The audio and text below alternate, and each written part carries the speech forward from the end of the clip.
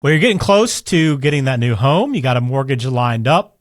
You're ready to go to closing. Well, what actually can you use funds-wise at closing? What's acceptable? What is not acceptable?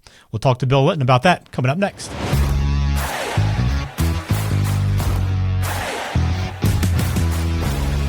Welcome in. Glad to have you on the show once again. I'm Ben George with Bill Litton. He's a regional president at Cross Country Mortgage in Chadds Ford, Pennsylvania is where you'll find him.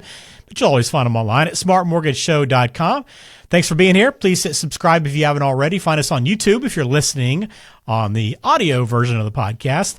Bill, I want to talk to you today a little bit about funds to close. We had an episode recently about closing and some of the costs and some of the settlement charges to make sure people are prepared for that and kind of a better idea of what that process looks like. But now I want to talk about actually what can you use for funds to close. So I just want to break it down. We'll go through a list of acceptable sources and then unacceptable sources to make sure people are prepared for that process as well. So I know that a lot of people maybe pull out money from the proceeds of the sale of other real estate. How difficult is that to kind of manage? I know I've always wondered how difficult it would be if I was relying on my current home to close before buying the other.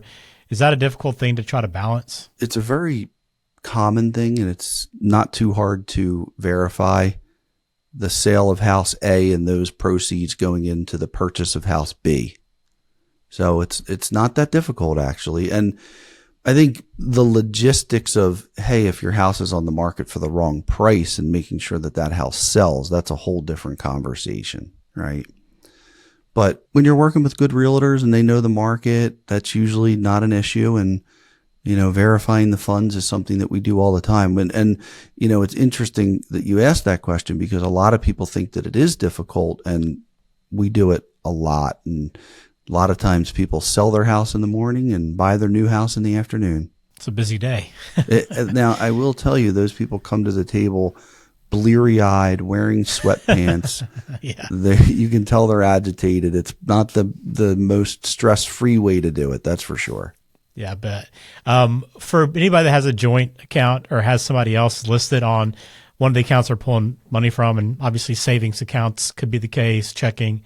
Is there anything you need to do special with that when there is somebody on the account with you? Yeah, great question, Ben. So I would say yes, you do. So if there's an account and it's a joint account with somebody else who is not on the mortgage or not purchasing the new home, then we need to get an access letter from them saying that I know that they're going to take X amount of money out of the account, and they are, if those funds are being allocated towards the purchase of 123 West Main Street, and I am totally in agreement, and the buyer has full access to those funds. The other thing is if it comes from a business account.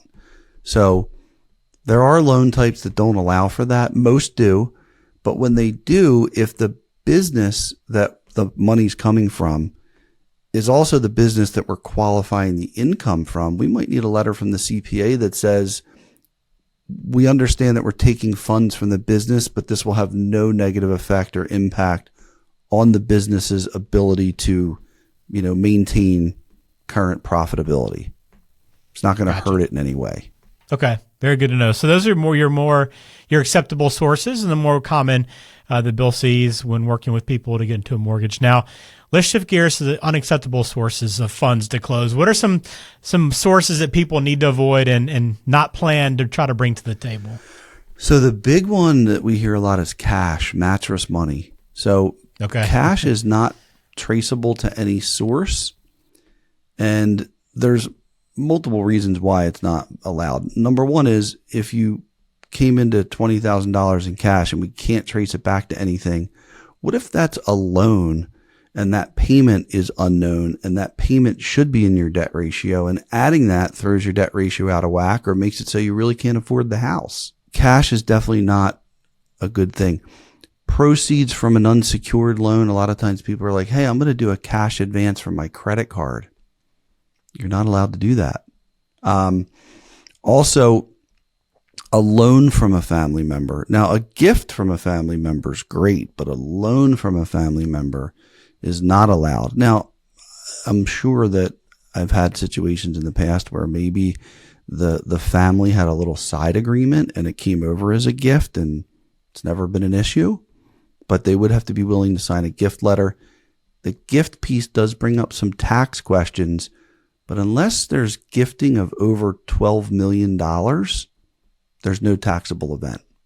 So usually if that is going to be an issue over the course of your lifetime, if your parent gives you a gift and this mortgage gift's eating into that 12 million allowable non-taxable lifetime gifting amount, then you've got really good problems. That's going to be a great problem to have someday.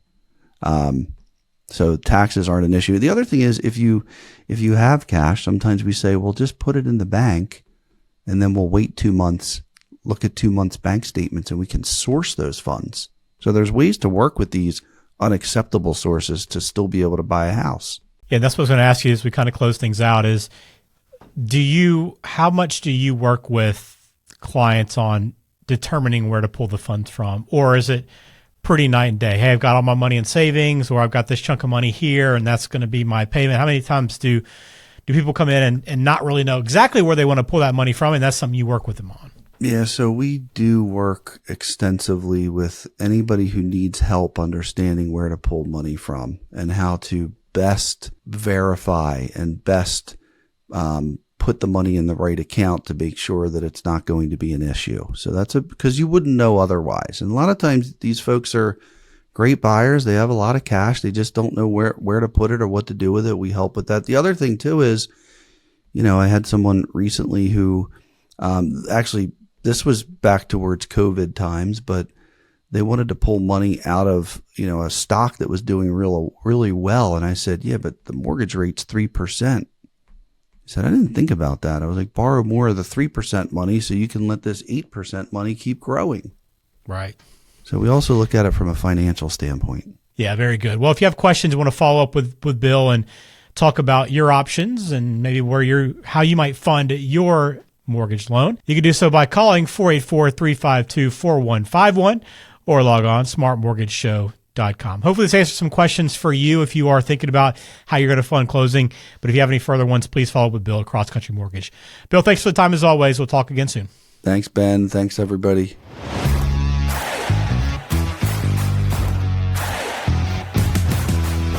This program is for informational purposes only. Please consult a qualified professional before taking any action. Bill Litton is a loan advisor and regional president with Cross Country Mortgage, NMLS number 147060.